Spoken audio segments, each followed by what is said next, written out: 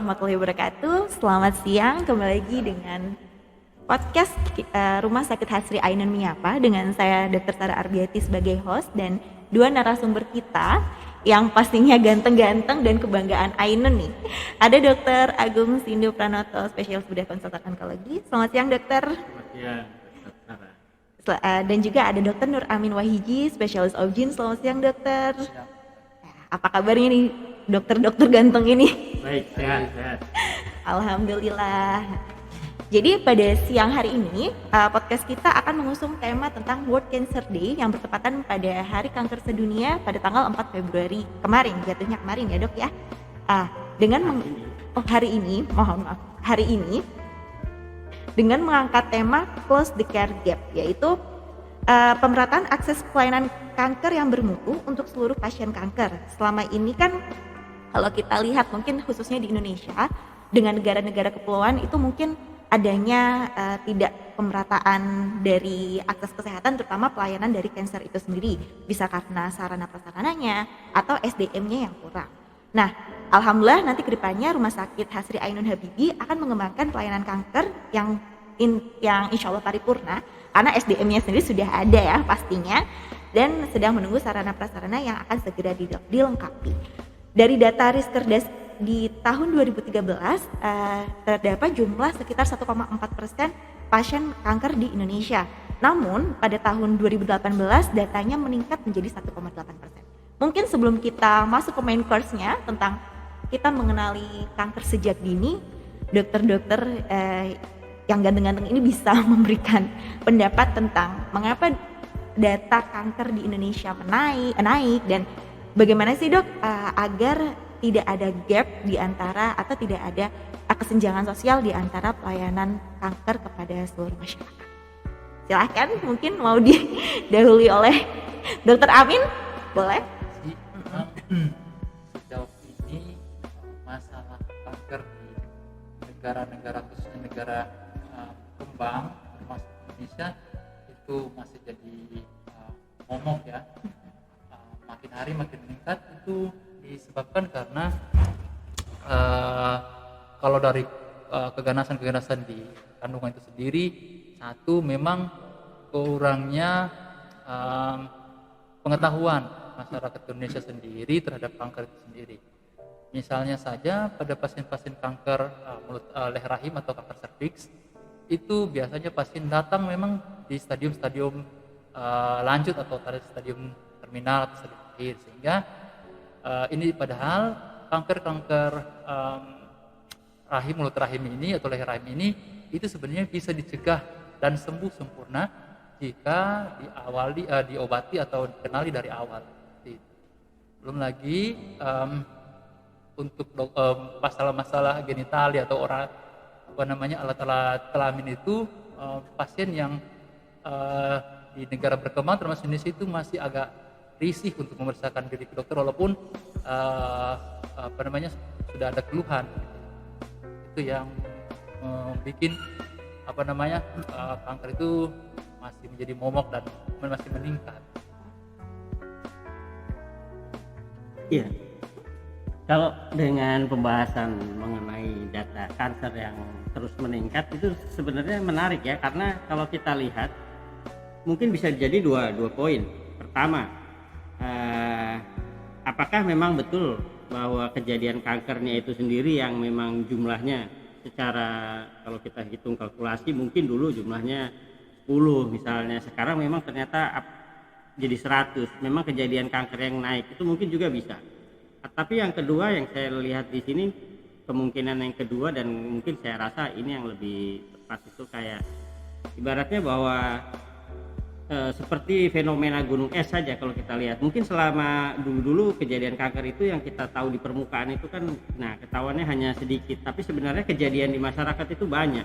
Nah, yang membuat bagaimana kita bisa dapatkan kenaikan itu mungkin saja sekarang ini dengan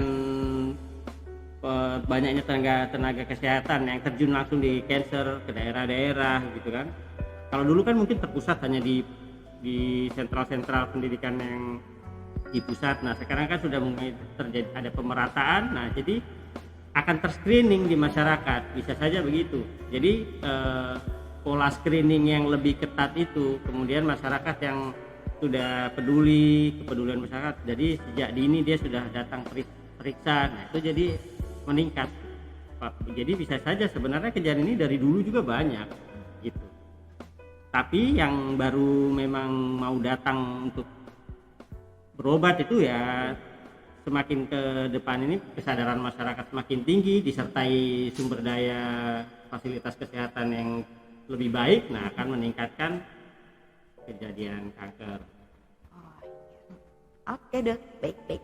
Jadi sebelum kita masuk lagi ke kenali kanker sejak dini, kita mau memberitahu dulu yang menonton di acara kita bahwa Hari Kanker Sedunia ini dirayakan atau ya setiap tanggal 4 Februari ya dokter ya, dan diusung oleh Union for International Cancer Control (UICC) dari tahun 2008 dengan tujuan untuk meminimalisirkan angka sakit dari penyakit kanker, kemudian angka kematian dari penderita kanker. Setelah itu menyasar informasi yang salah dan meningkatkan kesadaran serta mengurangi stigma. Gitu ya dok ya. Oke. Sepertinya tak kenal maka tak sayang ya dok ya. Sebelum ya. Jadi di sini dua narasumber kita, Dr. Agung dan Dr. Nur Amin, mungkin masuk dulu ke CV-nya sebelum langsung ke poin-poin. Dr. Agung, jadi nama lengkapnya Dr. Agung Sigit Pranoto ya dok? Iya, betul. Aslinya mana nih dok? Saya lah aslinya campuran ini. Campuran mana dok? Campur-campur. Ya saya lahir di Lampung. Oh, iya. Lahir besar di Lampung. Ya. Oke dok. Nah, ya. Jadi Dokter Agung ini S1-nya atau ambil medical doctor-nya di Lampung. Di Ya. Universitas Lampung ya dok Ya. ya. Kemudian untuk dokter bedah Dilanjut, umumnya ya, bedah di Manado. kemudian konsultan onkologi di Makassar. Dan Dokter Agung ini bekerja di Rumah Sakit Hasri Ainun Habibie serta OSD ya dok ya. Ya, di Gorontalo. Oke, lalu untuk Dokter Amin, Dokter Nur Amin ini asli mana nih dok? Saya asli Gorontalo. Putra daerah ya dok? Putri. Putra kebanggaan daerah. Oke, dan sekolah S1-nya Hospital Dokter Di Universitas Muslim Indonesia Makassar. kemudian spesialis Di Universitas Hasanuddin Makassar. dan bekerja juga di Rumah Sakit Hasri Ainun Habibie ya dok ya, serta di Siti Hadijah. Oke. Jadi nanti Dokter Agung dan Dokter Amin akan berdiskusi tentang kanker kepada kita, memberikan ilmu-ilmu yang baru ya dok. Nanti Dokter Agung general cancer-nya dan juga Dokter Amin kanker serviknya ya dok ya. Oke, mungkin slide-nya bisa bergeser. Ya. Untuk Dokter Agung dipersilakan. Ya, terima kasih kesempatan ini kita pada kesempatan Hari Kanker Sedunia ini mungkin kita akan mengenalkan dulu ke masyarakat khususnya di Gorontalo. Kita akan membahas lebih detail ya, walaupun mungkin tidak terlalu luas sekali, tapi paling enggak kita mengenalkan ke masyarakat supaya lebih tahu oh apa sih itu tumor, apa itu kanker dan bagaimana sebaiknya. Jadi di sini kita harapkan adanya deteksi dini, adanya screening di awal itu yang nantinya akan memperbaiki hasil akhir daripada pengobatan kanker itu sendiri. Gitu. Dan kita harapkan tadi seperti di awal mungkin yang Dr. Sarah sudah sampaikan di jargon kita untuk cancer di tahun ini kan close the care gap ya. Jadi Ya, kita harapkan adanya kesenjangan pengobatan yang mulai lebih akan sempit ya, artinya suatu daerah dengan daerah lain nggak akan beda, dan terutama Rumah Sakit Ainun kita apresiasi karena sudah mendatangkan mungkin tenaga-tenaga kesehatan yang di bidang onkologi cancer yang bisa menangani cancer, dan diharapkan nantinya juga fasilitas-fasilitasnya di rumah sakit tentunya bisa menunjang, akan dilengkapi toh bertahap.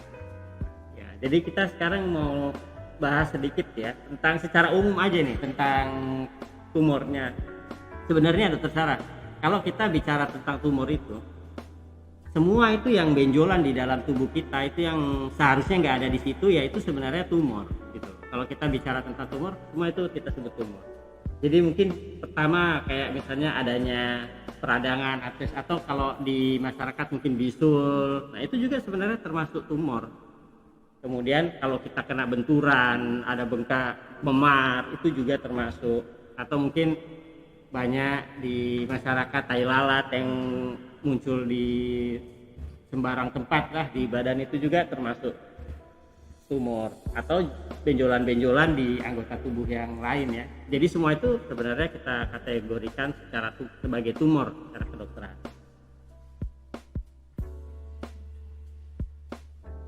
Jadi, nah tumor itu kan beda dengan anggota tubuh yang lain, di mana sel tumor itu dia nanti akan berubah, bertransformasi, tumbuh gitu loh, yang di luar kontrol daripada tubuh kita sendiri.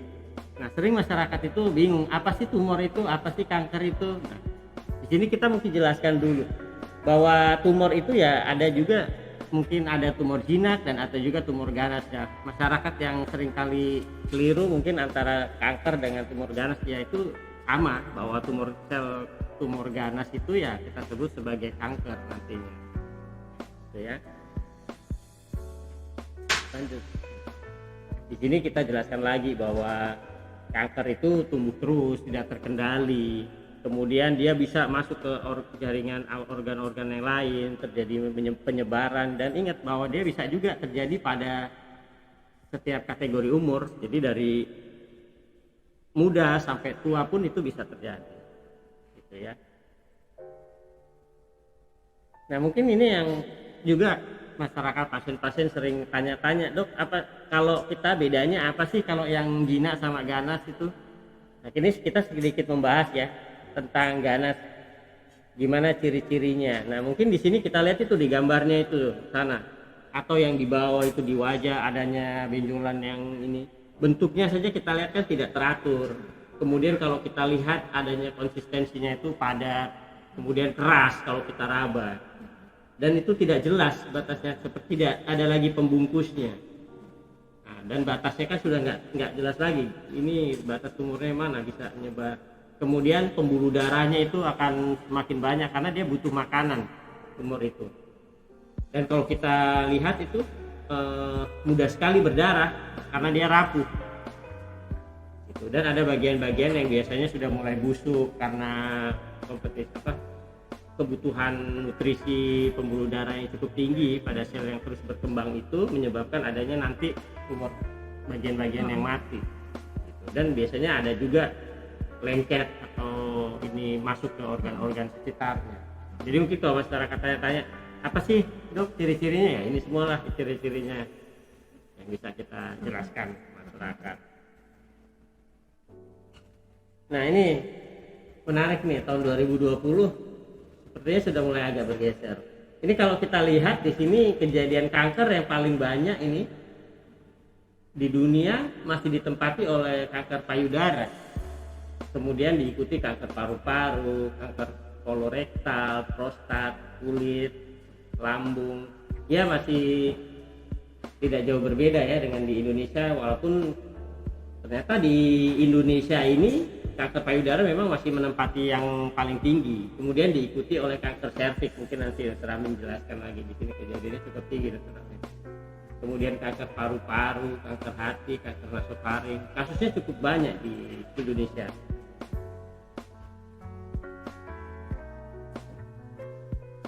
Nah, kalau kita tanya-tanya lagi, mungkin seringkali ditanyakan apa sih yang bisa menyebabkan kanker itu. Jadi kanker itu nggak mungkin terjadi oleh karena satu hal, satu aja. Biasanya dia karena multifaktorial. Jadi berapa macam faktor-faktor yang mencetuskan kanker ketemu ya jadi akan jadi kanker. Gitu. Satu hal saja biasanya enggak. Tapi kalau sudah multifaktorial itu akan terjadi. Nah, faktor-faktor atau yang menyebabkan kanker itu mungkin sering kita dengar karsinogen ya. Nah, itulah yang menyebabkan kanker. Apa aja sih karsinogen itu? Nah, contohnya nih, Dr. Sarah, ada karsinogen alami, organik, zat organik, itu yang biasanya ada di makanan, di minuman. Oh, ternyata ada makanan minuman yang bisa menyebabkan kanker, yang mengandung aflatoksin, alkaloid, nitrosamin. Kemudian ada juga yang inorganik. Contohnya ini logam-logam berat ya, kalau kita lihat kan kadmium, kemudian asbes, kronium, Ternyata ada juga karsinogen yang dibuat sendiri oleh manusia nih. Menarik nih. Contohnya pada industri-industri itu, pada industri arang, cat, petrokimia, dengan adanya paparan yang lama, terus menerus dan cukup lama, akan berkembang, sel yang normal itu nanti akan berubah, bisa menjadi kanker. Dan ada obat-obatan juga. Karena ada beberapa kasus kanker yang memang dia berhubungan dengan obat-obatan, contohnya obat KB, ada beberapa yang ada hubungannya di situ. Kemudian mungkin kalau pada petani yang ini harus hati-hati juga ya, penggunaan pestisida itu pentingnya menggunakan pelindung kan, alat-alat pelindung saat kita bekerja supaya menghindari paparan yang terjadi pada ya. Kemudian ada juga sinar radiasi, kemudian sinar ultraviolet, itu biasanya pada kanker-kanker kulit, seringkali pada petani apa yang sering terpapar matahari terus menerus dalam waktu cukup lama, nah itu datang dengan adanya kanker-kanker di kulitnya. Beberapa virus juga dapat menyebabkan kanker seperti hepatitis, virus papiloma. Mungkin nanti dokter Amin juga banyak tuh kasus kanker yang disebabkan oleh virus itu yang berhubungan dengan CSRT. Hormon ini juga, penggunaan hormon itu juga bisa mencetuskan kanker. Biasanya sih sini pada kanker-kanker payudara ya, kanker payudara yang dipengaruhi oleh hormon, biasanya karena penggunaan KB hormonal. Nah, itu makanya harus hati-hati dan nanti konsultasikan ke dokter apakah dia tepat nih pakai KB yang hormonal atau dia harus diganti KB yang lain kan. Gitu. Bisa juga terjadi pada iritasi kronis. Contohnya pada pasien-pasien yang dia ada luka, nah luka itu luka kronik, luka terus menerus, dan ternyata itu juga bisa nantinya berubah menjadi kanker. Gitu. Misalnya pada luka bakar, yang dia akan berubah nanti menjadi kanker. Nah di sini mungkin yang kita mudah ke masyarakat nih menghafal kan, mungkin masyarakat bingung tadi tuh kalau ngapalin yang ini kan, lebih mudah ini aja nih, waspada. Nah, kayak itu kan, waspadalah. Jadi dia ingat jadi dia lihat kalau misalnya dia buang air besar atau buang air kecil itu ada perubahan kebiasaan atau gangguan. Yang normal kan pasti lancar, warnanya bagus kan, nah gitu. Kalau ternyata dia udah mulai susah, kencing sudah susah, kemudian atau keluar darah, nah udah mulai berubah itu, nah itu harus waspada, harus mulai hati-hati gitu kan. A-nya alat pencernaan terganggu dan susah makan, artinya ada gangguan di usus kan, atau dia buang besar, nah, itu diperhatikan. Kemudian pada S-nya suara yang biasanya merdu, nyanyi bagus, tiba-tiba suaranya jadi serak-serak, batuk yang lama ya, tapi bukan karena dalam waktu rentang yang cuma berapa hari, berapa menit, itu ya enggak. Itu yang terus menerus dalam waktu lama dia berubah, tambah serak gitu, batuk terus, nah itu harus waspada juga. Biasanya pada tumor-tumor paru atau nasofaring, payudara atau di tempat lain yang ada benjolan. Nah, itu tadi harus lihat-lihat, ada nggak ya saya benjolan ini. Kemudian ada juga misalnya andeng-andeng itu, kalau orang andeng-andeng ini bahasa apa ya? Bahasa Jawa kayaknya. Nah, andeng-andeng ada tai lalat yang berubah, yang biasanya dia mungkin kecil, warnanya coklat atau coklat kehitaman, tidak timbul misalnya, terus tiba-tiba dia jadi timbul, tambah besar, berambut yang itu. Nah itu harus hati-hati. Jadi dia lihat, jangan waspada, jangan dianggap ini cuma tai lalat biasa, tapi tiap tai lalat yang misalnya dia berubah itu harus diperhatikan. Kemudian adanya juga darah atau lendir yang nggak biasa yang keluar dari tubuh. Memang pada wanita kan ada mungkin saat-saat dia akan mengeluarkan darah atau lendir, tapi kalau misalnya nggak biasa, tiba-tiba dia berubah, harus segera cek, mungkin ada yang tidak baik. Kemudian adanya juga koreng atau luka, tapi kok luka ini nggak sembuh-sembuh ya gitu. Luka itu kan seharusnya ada fase penyembuhan luka ya, ada beberapa fase penyembuhan luka yang mungkin kurang lebih 2 bulan itu dia sudah remisi. Nah kalau dia ini sampai berbulan-bulan, bertahun-tahun malah lukanya nggak sembuh-sembuh terus, nah ini harus kita waspada juga gitu. Jadi untuk masyarakat nanti harus dilihat tadi yang waspada tadi, kita ingat itu poin-poinnya. Nah dari kita gimana sih mencegahnya? Tentu aja ya pencegahan yang paling utama itu ya primary prevention. Hampir sama ya, mungkin dari setiap lini kesehatan masyarakat paling utama itu pencegahan primer. Pencegahan primernya itu yang ngurangi tadi, jangan sampai kita terekspos dengan yang penyebabnya. Kalau seandainya kita kerja tadi yang di sinar matahari atau ada yang zat-zat yang mengandung karsinogenik, ya kita harus pakai alat pelindung diri kan gitu. Atau kita ada makanan-makanan yang ini tertentu ya kita jangan pakai makanan itu. Atau kita resiko kanker payudara secara keluarga ada genetik untuk terjadinya kanker, ya kita menghindari paparan estrogen hormon, kita menghindari. Kemudian yang paling penting lagi di masyarakat yang secondary prevention ini, bagaimana dia mau untuk datang sesegera mungkin early detection. Early detection itu bahkan mungkin sebenarnya sebelum dia sendiri mungkin nggak tahu, ada nggak ya ini saya tumornya. Nah dia kontrol gitu. Misalnya pada payudara pada usia 30-an itu dia sudah mulai USG ke ini, atau paling nggak minimal periksa sendirilah kan ada itu yang sadari. Nah itu dia itu mulai ini, atau dia usia 40-an mamografi, dan itu di bagian lain atau pap smear ya mungkin bisa jadi secondary prevention ya dok ya. Nah itu juga itu bisa, itu salah satu contohnya. Jadi deteksi dini, jangan sampai nanti sudah terjadi kanker yang ini sudah ada keluhan dia baru datang, itu kan pasti nggak baik gitu.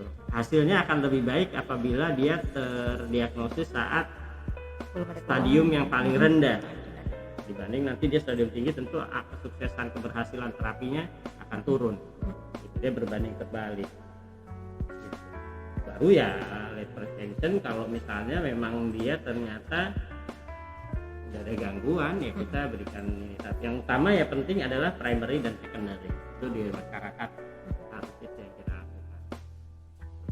Mungkin di sini saya mau kenalin sedikit tentang tadi ya, karena Dr. Amin nanti akan bahas tentang serviks, dan ternyata tadi yang pertama paling banyak kan di dunia sama di Indonesia itu yang payudara. Jadi saya mau jelasin ini gimana sih masyarakat di rumah kalau mau periksa payudaranya sendiri gitu. Jangan sampai nanti sudah besar baru ini. Jadi di sini kita ikutin aja nih langkah-langkahnya.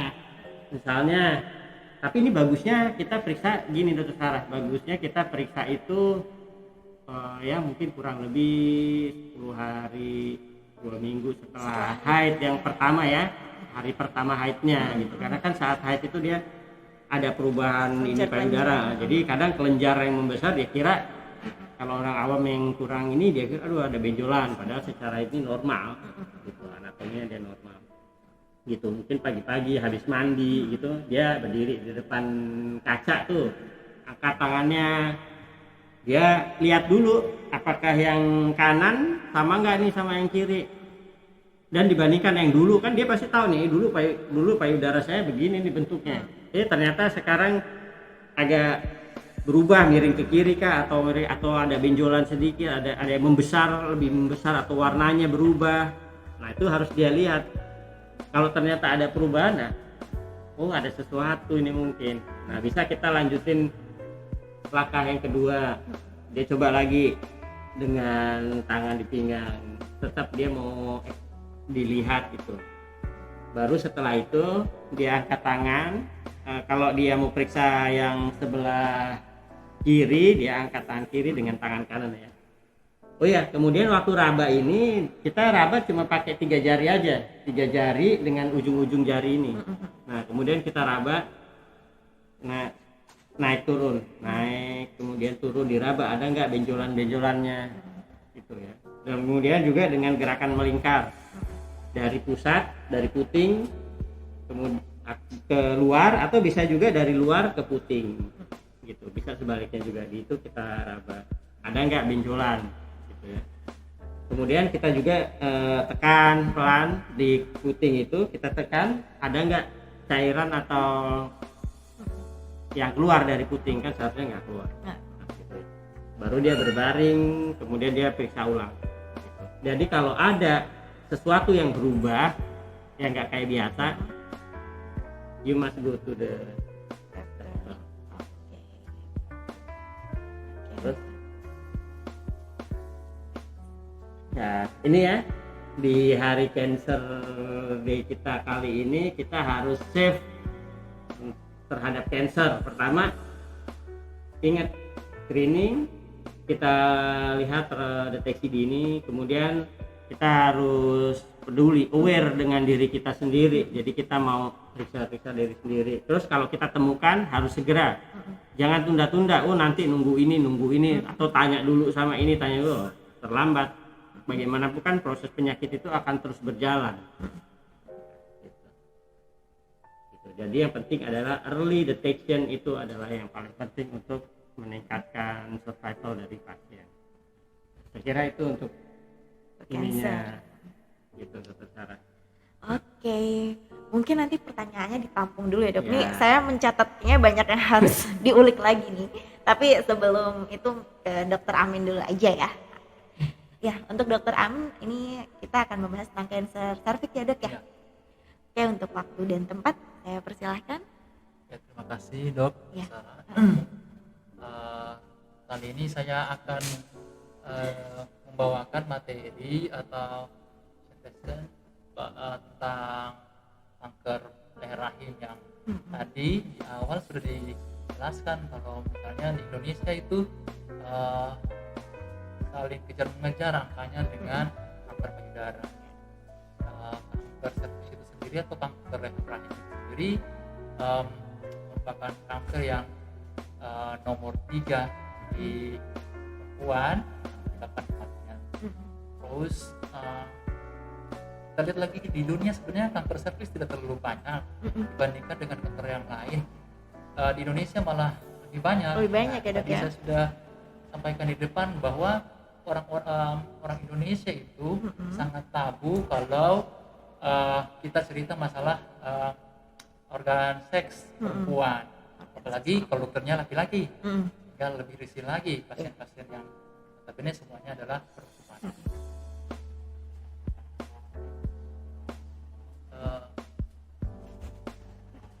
Yang saya mau angkat di sini adalah kenali kanker sejak dini. Artinya sebenarnya kanker seperti ini satu-satunya kanker di organ kelamin atau organ reproduksi perempuan yang lama prosesnya baru jadi kanker, sehingga kanker ini sebenarnya bisa dicegah, dan kalaupun terjadi lesi kanker atau stadium-stadium awal itu sebenarnya bisa disembuhkan 100%. Stadium awal ya, stadium awal. Sehingga penting sekali para wanita Indonesia itu tahu bahwa oh ada yang berubah atau saya harus ke dokter bila mengalami hal-hal yang tidak normal atau normal terhadap organ genitali atau organ reproduksi perempuan sendiri, kelamin. Oke.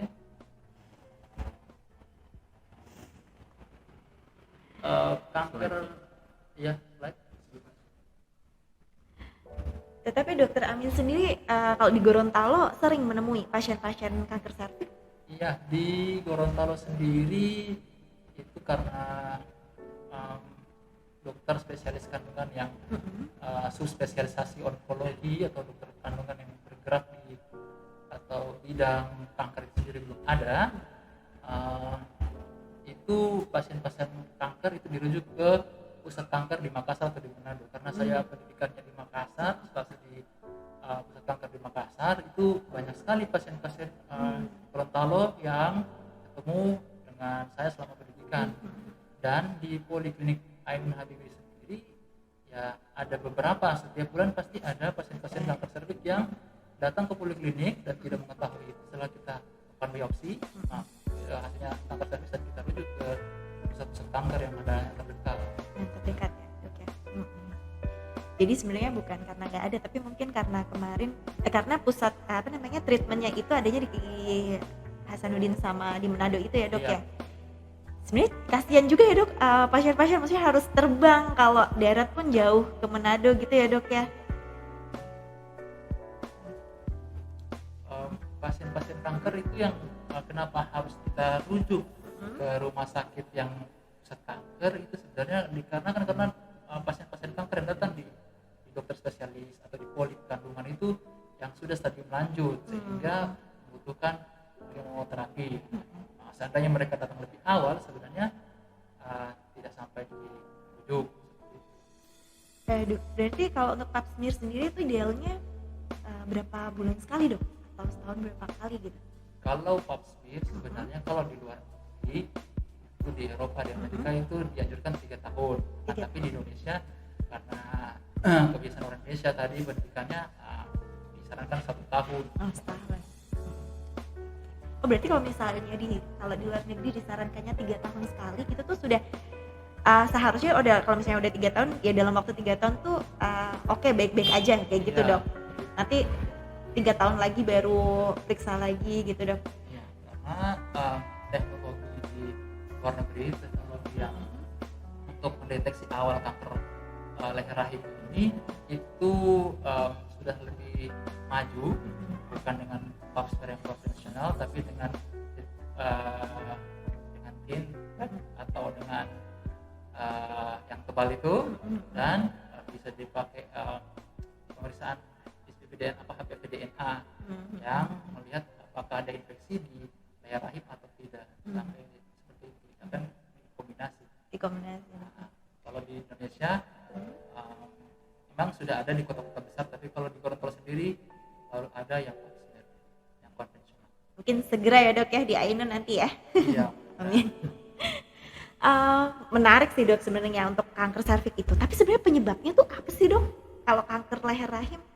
Ya, tadi Dokter Agung sudah singgung di awal, kanker itu kebanyakannya adalah multifaktor atau banyak, bukan cuma satu saja pencetusnya penyebabnya. Di kanker leher rahim juga seperti itu. Akan tetapi pencetus utamanya adalah infeksi virus, namanya virus human papilloma, ya, atau orang kenal dengan HPV. Nah, virus ini memang spesifikasinya menyerang di leher rahim. Iya dok. Virus ini sendiri banyak jenisnya. Ada lebih dari 50 virus HPV atau HPV itu yang sudah ditemukan. Tapi yang paling sering menyebabkan kanker serviks adalah 16 Oh, 16 dan 18 ya dok ya. Nah dari inkubasi virusnya dok, misalnya orang nih kena ketempelan nih virus, dari dia pertama kali ketempelan sampai akhirnya memberikan gejala itu berapa lama dok? Kalau masa inkubasi virus, tidak semua orang yang terinfeksi atau tertempel dari virus itu langsung jadi penderita kanker serviks. Oh iya. Ada mekanisme pertahanan tubuh yang menjadi barir atau yang bisa melawan kanker serviks itu, virus human papilloma itu masuk. Makanya tadi pencetusnya banyak HPV, tapi yang menjadi faktor risiko banyak. Masuk tadi daya tahan tubuh, imunitas, kemudian adanya gen atau keturunan bisa. Jadi dari virus itu ya dok ya. Kanker leher rahim itu berarti kan sebenarnya masih agak masuk ya dok, nggak terlihat dari luar, makanya harus ada pemeriksaan khusus itu ya dok ya. Betul.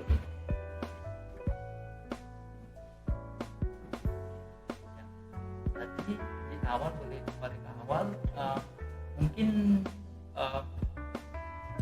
ibu atau para wanita kalau belum masih awam mengenai apa itu organ genital. Jadi organ reproduksi wanita itu sebenarnya dibagi atas dua, ya, ada yang bagian luar, ada yang bagian dalam.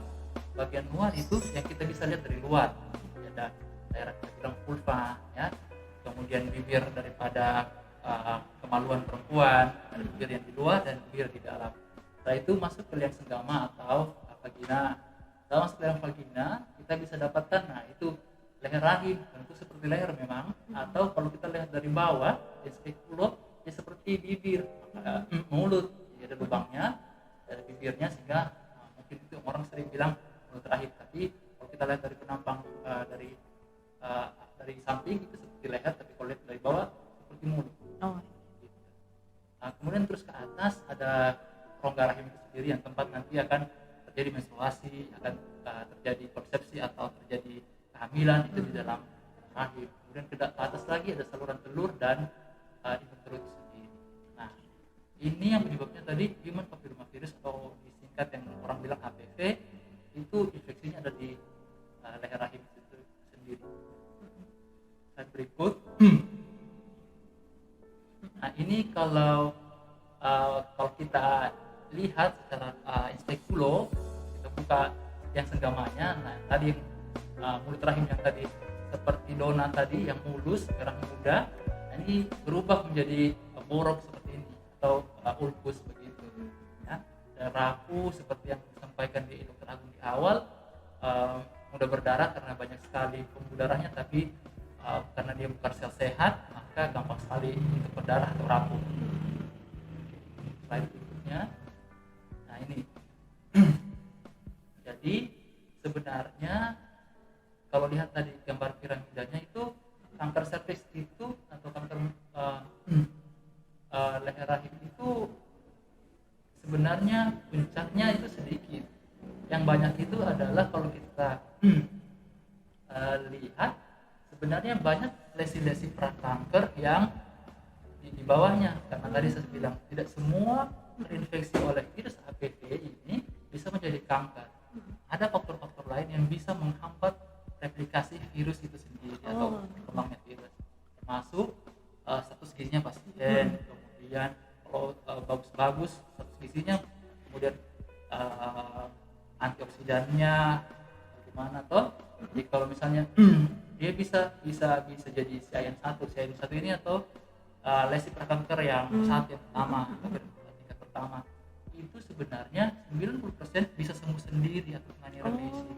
Jadi begitu kena terinfeksi virus dan terjadi displasia atau perubahan sel daripada rahim itu sendiri, tidak langsung dia berubah jadi kanker, akan tetapi 90% berubah kembali 1-2 tahun kemudian akan menjadi normal. Kalau tidak menjadi normal, dia akan berkembang menjadi CIN2 sampai CIN3. Itu pun masih bisa kembali lagi dalam setahun atau 6 bulan sampai setahun untuk menjadi sel normal. Hanya 30% dari lesi prakanker ini yang grade 3 atau tingkat 3 ini atau 2 ini itu yang akan menjadi keganasan serviks atau kanker serviks. Di Indonesia sendiri itu kalau dari ini setiap 1 jam ada 1 penderita kanker yang serviks yang meninggal dunia kalau mengerti data gelombangnya. Slide. Nah ini kalau di Indonesia sudah bisa dibilang negara maju, dalam maknanya maju dari penderita kankernya. Jadi paling banyak memang di Asia Tenggara itu nomor 1, masih juara 1 itu terbanyak Indonesia, adalah Indonesia. Ya. Kemudian slide. Nah, itu kanker serviks itu paling banyak terkena atau mengenai perempuan di usia 36 sampai 55 tahun. Ya. Dan saya bilang di depan tadi bahwa Indonesia 70% itu datang pasien-pasien sudah stadium lanjut yang tentunya sangat mempengaruhi kualitas hidupnya, kesakitannya dan kualitas hidup ke depan. Right?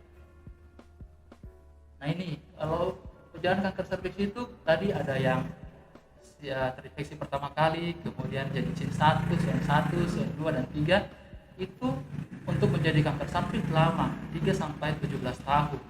Bisa menjadi kanker serviks stadium 1. Nah, kalau sudah kanker stadium serviks stadium 1 itu pun masih bisa dioperasi dan bisa sembuh.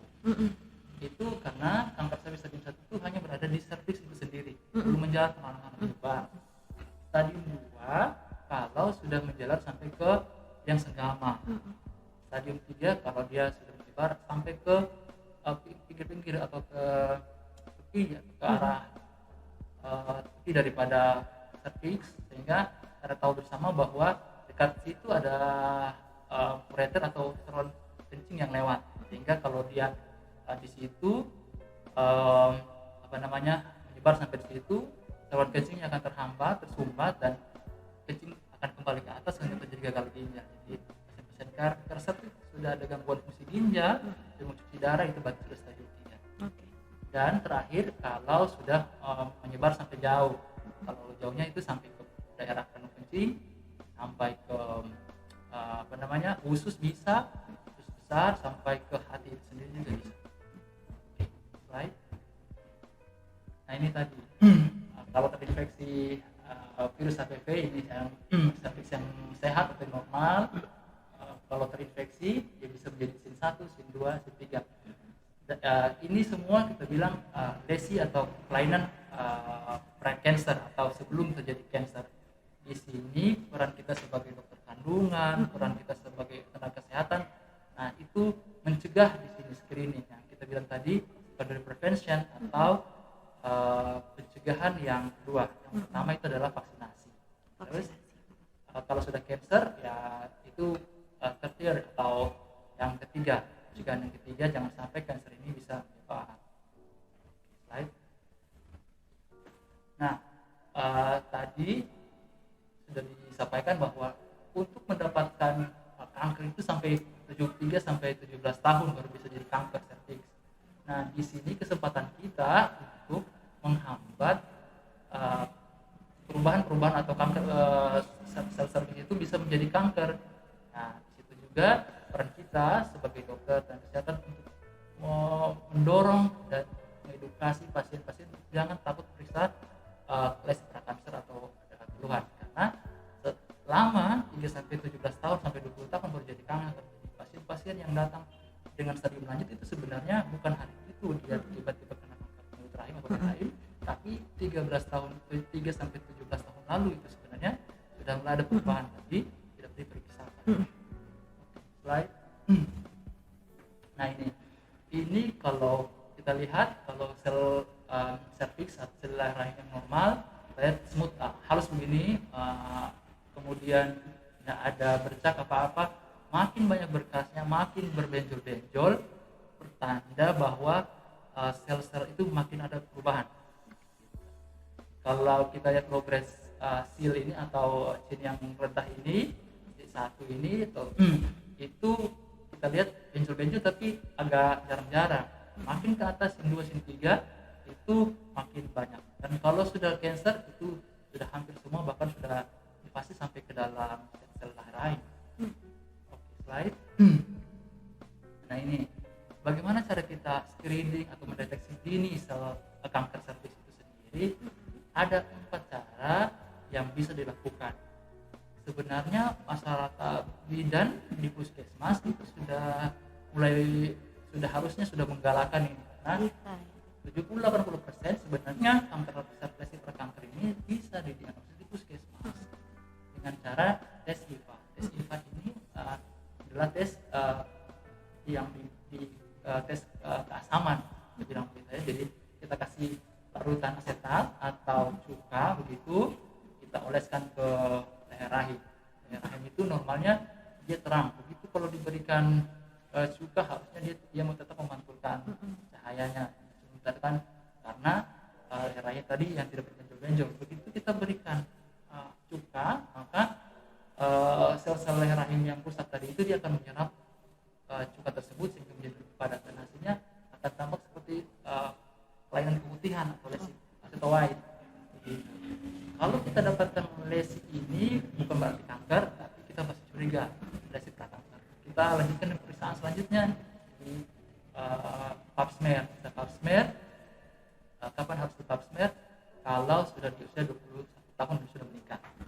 Pap smear, di pap smear itu kita bisa mengambil cairan atau sel di dalam leher rahim bagian dalam cervix dan di luar. Di situ kita bisa periksa di laboratorium dan akan muncul hasilnya tadi itu normal atau scene 1, 2 atau 3. Kemudian itu yang konvensional. Konvensional itu yang masih yang paling banyak di Indonesia, yang bisa diperiksa di lab-lab besar, yang di Gorontalo juga sudah bisa, di Ainun juga sudah bisa. Kemudian ada yang lain, yang liquid based cytology. Nah ini hampir mirip dengan tes pap atau pap smear, akan tetapi karena ini kan masih kita usap, sehingga kita pakai kayak cotton bud begitu, kita ambil pap sendiri, dan masih ada negatif palsunya, masih sering-sering ada yang tercecer selnya, semua terambil. Kalau cytology based ini, liquid based cytology ini, dia seperti kuas, dan langsung kuasnya akan dimasukkan ke dalam cairan ini, nanti akan diproses sehingga lebih akurat, jadi 90% akurat. Kemudian ada yang lain namanya HPV test atau HPV test DNA. Kita akan melihat kuman ya, apakah di dalam leher rahim ini yang kita sudah swab tadi ada tidak DNA-nya atau jejak daripada kuman itu sendiri, HPV itu sendiri. Biasanya di luar negeri dikombinasi antara liquid based cytology dengan HPV test, sehingga lebih akurat. Apa kepentingannya tes ini? Kepentingannya lah itu akurat tadi. Jadi makin akurat, makin lama kita akan periksa lagi. Jadi misalnya hanya kalau pap smear itu diperiksakan setiap tahun, 1 tahun atau 2 tahun. Kemudian kalau liquid based cytology ini diperiksa sampai 5 tahun, karena sudah tahu tidak ada lesinya apa, tidak ada lesi dan tidak ada kuman di situ, sehingga bisa nanti 5 tahun baru kita periksa lagi. Ya, ingat tadi lesi prekanker itu panjang waktunya. Baik. Ya ini tadi saya sudah bilang ini apa namanya, pencegahan yang pertama adalah vaksinasi. Kapan kita vaksinasi? Harusnya vaksinasi diberikan sebelum terjadi kanker. Jadi pada remaja muda sedini mungkin, biasanya umur 9 sampai umur 9 10 tahun, diberikan 3 dosis, bulan pertama, bulan 1 atau kedua, dan setelah 6 bulan dari suntikan yang kedua. Right? Nah, kapan kita harus ke dokter kandungan untuk periksa kalau ada sesuatu yang mengganjal di dalam kemaluan. Yang kedua, kebutuhan berlangsung lama, bau tidak seperti biasanya. Kemudian saat berhubungan suami istri biasanya ada darah, padahal dulunya tidak ada. Atau tiba-tiba ada berdarah saat sudah tidak pernah haid lagi, tiba-tiba berdarah dan ada nyeri di daerah kemaluan. Right? Nah ini ada faktor risiko menikah di usia muda, infeksi hubungan seksual, kemudian kurang menjaga alat kelamin, kebersihan alat kelamin, memiliki riwayat kanker, perempuan yang banyak anak, rokok, terutama di pasangan seksual, adanya riwayat pap smear yang tidak normal, dan penurunan kekebalan tubuh. Right? Ya ini terakhir adalah benang merah yang kita bisa ambil adalah penyebab kanker serviks itu 90% adalah infeksi virus kuman papiloma, di mana setiap 1 jam perempuan Indonesia meninggal karena serviks. Dan karena saking bahayanya ini penyakit, harus digarisbawahi, penyakit ini walaupun berbahaya, dia bisa sembuh dengan sempurna. Kemudian semua perempuan bisa terkena kanker serviks dan dilakukan dengan pencegahan vaksinasi. Itu yang pertama. Yang kedua, deteksi dini dengan pap smear atau IVA test. Terima kasih dokter. Mungkin ada yang mau bertanya ya setelah ini? Kalau misalnya ini kayaknya belum muncul pertanyaannya, Sarah kali ya dok, dimulai dari dokter Agung dulu. Dokter Agung, nanti sama dokter Amin juga Sarah banyak mau tanya juga. Ternyata tumor tuh definisinya luas ya dok, maksudnya segala benjolan itu kan kita sebut tumor, gak cuma, berarti seharusnya masyarakat nggak perlu takut ya dok kalau misalnya dokter mengatakan oh ini tumor gitu, kan belum tentu ganas, ada jinak, ada ganas juga ya dok. Terus lalu untuk penyebabnya itu dok, yang tadi kan dokter ada bilang ada cat, ada segala macam itu dok. Nah kalau misal, tapi itu maksudnya untuk pekerja-pekerja yang berhubungan langsung dengan zat tersebut yang terhirup atau bagaimana dok? Atau kena aja bisa kena cancer gitu? Maksudnya tertetes-tetes. Jadi kalau tadi bilang yang pertama dokter Sarah kan tanyakan tentang tumor tadi. Memang betul tumor itu kan tidak serta merta pasti ganas. Bisa saja dia tumor jinak. Tapi di sini kita ambil poinnya bukan berarti kita di sudut pandangnya jangan melihat, oh tumor, udah deh nggak usah terlalu khawatir, ini kok bisa zina kok. Mindsetnya kita rubah, bukan jadi, kalau itu kan kita mindsetnya seperti akan lebih Meremehkan, meremehkan, memudahkan. Jadi kita justru mindsetnya, waduh ada tumor nih, jangan-jangan ganas nih, gitu. Jangan berpikir kebalikannya, mungkin zina kok gitu. Kalau dia kan mindsetnya akan begitu. Kalau dia berpikir bahwa, waduh ada benjolan nih, jangan-jangan dia ganas, berarti dia akan lebih waspada, care, aware tadi dengan dirinya sendiri. Otomatis kan dia akan pergi ke dokter, layanan kesehatan, ke dokter untuk periksa kan. Nah di situ. Jadi kita harapkan masyarakat mindsetnya lain gitu. Jangan tumor, belum tentu ganas kok bisa zina. Tapi terbalik, kita harus bikin bahwa oh ini bisa ganas, hati-hati. Dan kedua, kalau tadi kita bilang masalah yang misalnya paparan ya, tentu paparan itu dibutuhkan waktu, karena tumor itu tadi sampaikan juga dokter Amit, dia butuh waktu panjang gitu loh, butuh waktu panjang, nggak bisa gitu loh. Sekarang kita kena paparan, kena virus misalnya HPV, atau kita paparan refraktor karsinogenik yang lain, terus besok jadi kanker, enggak gitu. Dia butuh waktu dan dia butuh paparan yang berulang ya, terus menerus dengan waktu tempo yang lama, karena kejadian kanker itu nggak terjadi dalam waktu singkat, dia butuh waktu bertahun-tahun. Belasan sampai 20-an tahun itu baru dia bisa jadi, nantinya akan menjadi kanker.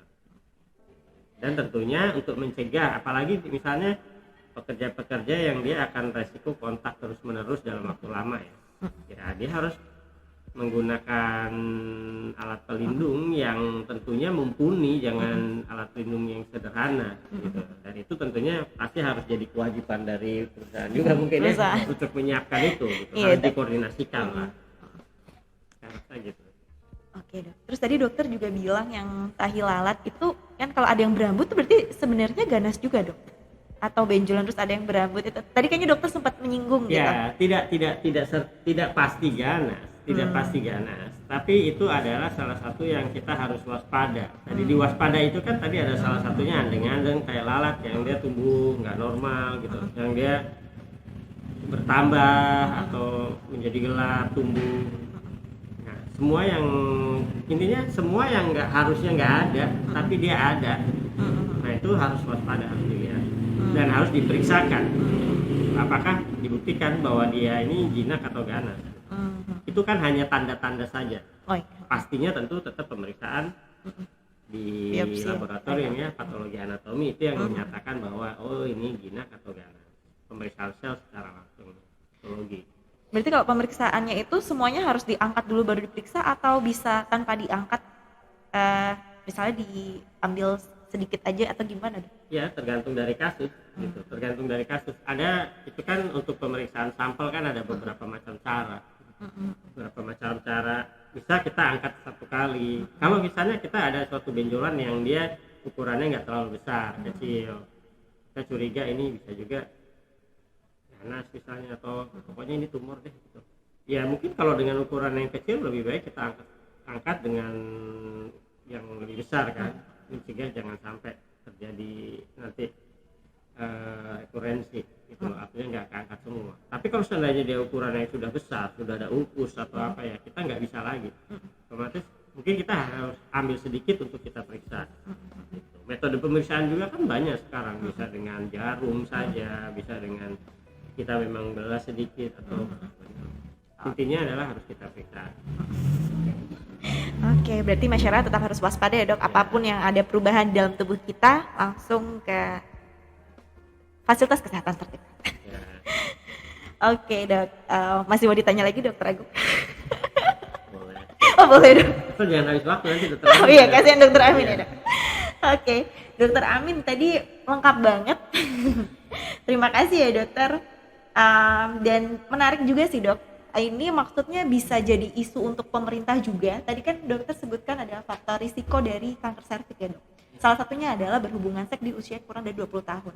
Sedangkan kalau tidak salah di Indonesia itu perempuan boleh menikah itu minimal usia 18 tahun. Harusnya kayaknya dikaji ulang ya dok, maksudnya dilihat dari sudut pandang kesehatan kalau itu pun tidak baik gitu. Mungkin dokter bisa menjelaskan sedikit Kenapa perempuan yang berhubungan seksual kurang dari 20 tahun itu mempunyai faktor risiko kanker serviks? Ya, sekali. Jadi faktor risikonya antara lain adalah menikah terlalu muda di bawah 20 tahun. Ternyata setelah dilakukan beberapa penelitian didapatkan bahwa mulut rahim, sel-sel yang ada di leher rahim itu sendiri itu belum matang atau belum mengalami perubahan yang bagus untuk pertahanan daripada sel itu sendiri. Kalau dulu di secara medis di luar itu sebenarnya kalau masih awal-awal perempuan punya kehidupan itu di luar ada sebenarnya sel koroner, sel koroner di dalam itu sel komosa. Jadi sel koroner itu lebih smooth tadi, lebih halus. Dan kalau seiring berkembangnya perempuan itu paparan hormon yang ada di sel-sel estrogen namanya itu akan membuat lebih padat dia punya sel sehingga menjadi komosa, sehingga tidak gampang untuk terjadi perlukaan. Kalau biasanya itu terjadi di umur 20 tahun, sehingga kalau terjadi hubungan seks dengan leher rahim yang belum matang itu gampang sekali perlukaan dan bisa masuk virus. Baik dok. Maksudnya bagus. Maksudnya menurut saya karena kemarin sempat viral ada yang menormalisasikan menikah di usia 16 tahun gitu, sehingga nggak lama setelah itu ada undang-undang baru, maksudnya perempuan boleh menikah di atas 18 tahun. Tapi kan seharusnya ketika membuat perundangan juga dilihat dari segi kesehatan, mungkin bisa nanti naik lagi jadi di atas 20 tahun, mengingat dari ternyata kurang dari 20 tahun banyak sekali faktor risiko penyakit lainnya gitu ya dok ya. Terus lalu dok, kalau misalnya vaksinasi setelah menikah, kan kalau di Indonesia sendiri saya melihat belum terlalu digalakan untuk vaksinasi HPV ya dok, di usia muda gitu. Mungkin karena satu biaya ya dok, kayaknya tidak disubsidi pemerintah, jadi mungkin untuk sebagian besar terlalu besar ya dok ya. Kalau misalnya dia baru melakukan vaksinasi setelah menikah, apakah bisa dok? Iya, jadi vaksinasi setelah menikah bisa dilakukan, tapi memang idealnya dilakukan karena ini vaksinasi untuk pencegahan. Tapi kalau sudah menikah tetap ada efektivitasnya. Oh, ada tetap efektivitasnya. efektif, walaupun tidak seefektif sebelum melakukan hubungan seks. Oke dok. Berarti kalau misalnya mau vaksinasi setelah menikah di pap smear dulu ya dok, dipastikan bahwa itu sehat atau bagaimana dok? Ya, dulu aturannya adalah di pap smear dulu, baru. Tapi sekarang kalau kita inspekulasi sepertinya tidak ada lesi di situ, ya bisa kita lakukan vaksinasi saat itu juga. Oke, berarti fine ya dok. Berarti kalau misalnya efektivitasnya tidak 100% sama yang belum menikah ya dok ya? Ya. Tetapi itu tetap bisa menjadi suatu prevent ya dok? Ya, suatu bisa pencegahan. menjadi. Baik dokter. Lalu tadi dokter Agung juga sempat menyebutkan bahwa sebagai perempuan juga harus pintar memilih KB ya dok, karena kan beberapa KB mungkin yang hormonal itu bisa menjadi penyebab dari beberapa faktor risiko kanker. Nah, yang terbaik tuh KB apa dok untuk perempuan? Berarti ini dokter Agus sama dokter Amin ya? Ranahnya. Dokter Amin gimana Amin? Ya, tadi sudah dijelaskan bahwa kanker itu sendiri tidak hanya diri sendiri, tapi ada faktor lain, misalnya faktor genetik atau faktor keturunan. Jadi ada orang-orang yang walaupun kita kasih hormon KB hormonal, tapi tidak ada masalah karena memang tidak ada faktor keturunannya. Yang penting sekali untuk memilih kontrasepsi itu di dokter kandungan atau di bidan, konsultasi dulu atau ada konseling pranya, kemudian untuk memilih satu KB itu tidak langsung memutuskan sendiri karena memang ada sedikit risikonya. Ada risikonya ya dok. Berarti jadi kita lihat dulu faktor resiko. Pertama faktor resiko pasien itu bagaimana, apakah dia riwayat keluarga, dengan kemudian tadi faktor-faktor resiko misalnya usia pernikahan muda. Kita lihat kalau misalnya dia faktor resikonya untuk terjadinya kanker terutama misalnya payudara atau tinggi, ya mungkin kita switch dengan yang non hormonal. Tapi kalau seandainya dia tidak ada riwayat apa-apa ya mungkin tidak terlalu masalah. Atau ternyata nanti dia sudah terdiagnosa misalnya kanker payudara, dia ternyata kanker payudara yang tipe hormonal. Nah jelas-jelas ya berarti kita jangan pakai yang itu. Ibaratnya ya kita kasih tanaman, kita siram aja ya, jadi kan jadi tambah subur. Nanti tetap pasti akan dikonsultasikan. Iya. Berarti nggak bisa ditentukan sendiri ya dok, tetap harus ke dokter kandungan terdekat. Ke dokter Amin berarti ya dok. Dokter, ini ada pertanyaan menarik dari Ibu Neti ya. Di RSUD Ainun apakah ada HPV test itu dok? Tadi tes HPV-nya? Di AIN sendiri belum ada tes HPV. Oke. Ya itu tadi. Jadi karena dia yang modern yang paling baru, sehingga di Indonesia Timur juga belum ada. Ya. Tapi kalau misalnya HPV test di tempat lain, mungkin dok itu kisaran biayanya berapa? Karena ini menarik buat perempuan, maksudnya jadi kita bisa menabung gitu kan dok, untuk kedepannya, untuk kesehatan kita, karena kayaknya nggak di cover BPJS ya dok kalau HPV test. Jadi termasuk pap smear juga tidak ada. Itu tadi harusnya pemerintah lebih aware lagi ya dok. Lagi karena mencegah kanker cervix itu gitu. Kalau harga besarannya saya kurang tahu. Kurang paham ya dok ya.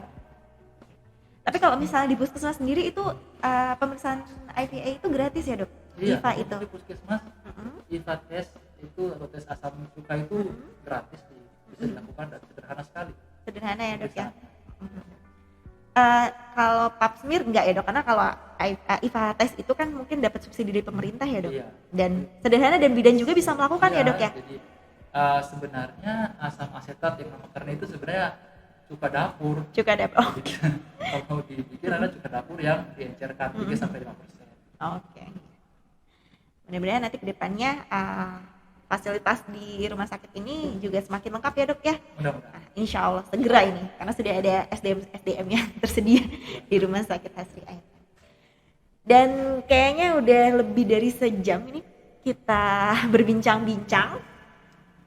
Dan mungkin kalau misalnya yang nonton nih pada bingung juga, kok ini dokter-dokternya pada pakai pita ungu, kenapa nih gitu. Kenapa dokter Agung mungkin bisa menjelaskan kenapa pita ungu dok?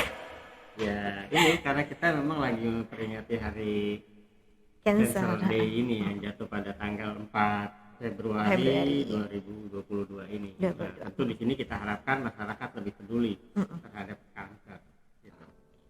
Jadi memang spesifik ya dok, kalau ungu tuh emang udah ya, maksudnya untuk World Cancer Day ya dok ya, untuk Hari Kanker Dunia. That's why we wear purple ribbon ini ya dok ya. Mungkin kalau kanker serviks apa ya dok ya warnanya? Belum ya? Oh pink ya dok, berarti kayak kanker payudara ya? Oh iya, pink. Perempuan sekali dok, feminim banget. Oke, udah sejam ini kita berbincang-bincang, nggak pada bosen dan nggak ini ya dok kapok diundang ke podcast ya. Insya Allah. Terima kasih banyak dokter atas kesempatannya, atas waktunya yang jelas karena sibuk-sibuk sekali dokter-dokter kita ini, dan ilmunya yang pasti sangat bermanfaat untuk khalayak luas. Dan juga mohon maaf dokter apabila ada salah kata dan ada sikap yang kurang berkenan. Mudah-mudahan silaturahmi tetap terjaga dan insya Allah semua umat mendapatkan manfaat. Amin ya rabbal alamin. Ya, sudah di penghujung acara. Ya. Mungkin ini ada mandat untuk selfie dulu dok sebelum kita tutup acara pada hari ini. Ya. Oke. Kayaknya lebih baik pakai tangan dokter Agung deh dok. Tangan saya terlalu pendek.